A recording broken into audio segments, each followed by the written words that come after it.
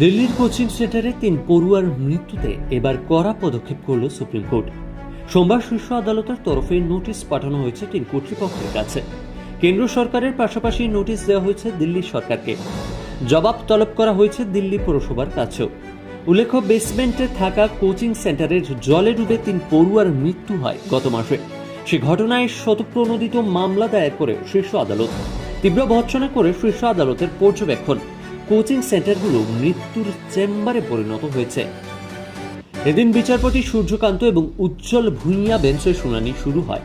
প্রথম থেকেই কোচিং সেন্টারগুলোকে তীব্র ধিক্কার জানান 2 বিচারপতি। তাদের মতে এই জায়গাগুলো তো মৃত্যুর চেম্বার হয়ে উঠেছে। যদি নিরাপত্তা সংক্রান্ত নিয়ম মেনে কোচিং সেন্টার চালানো না যায়, তাহলে অনলাইনে পড়াশোনা হোক। ইউপিএসসি পরীক্ষার্থীদের জীবন নিয়ে ছিনিমিনি খেলছে কোচিং সেন্টারগুলো। তারপরেই 2 বিচারপতি জানিয়েছেন কেন্দ্র এবং দিল্লি সরকারকে শোকজ নোটিশ দেওয়া হোক।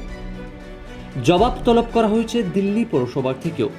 উল্লেখ্য, দিল্লি হাইকোর্টের নির্দেশে অন্তত 36টি কোচিং সেন্টার বন্ধ করা হয়েছিল। উচ্চ আদালতের সেই নির্দেশের বিরোধিতা করে সুপ্রিম কোর্টে দ্বারস্থ হয়েছিল কোচিং ইনস্টিটিউট ফেডারেশন। সেই পিটিশনের উপরে 1 লক্ষ টাকা জরিমানা করেছে শীর্ষ আদালত। উল্লেখ্য, ইতিমধ্যেই 3 ইউপিএসসি পড়ুয়ার মর্মান্তিক মৃত্যুর ঘটনায় সিবিআই তদন্তের নির্দেশ দিয়েছে আদালত। শুধু তাই নয়, গোটা ঘটনায় দিল্লি পৌরসভা ও পুলিশের ভূমিকা নিয়েও প্রশ্ন তোলা হচ্ছে বলে খবর আছে।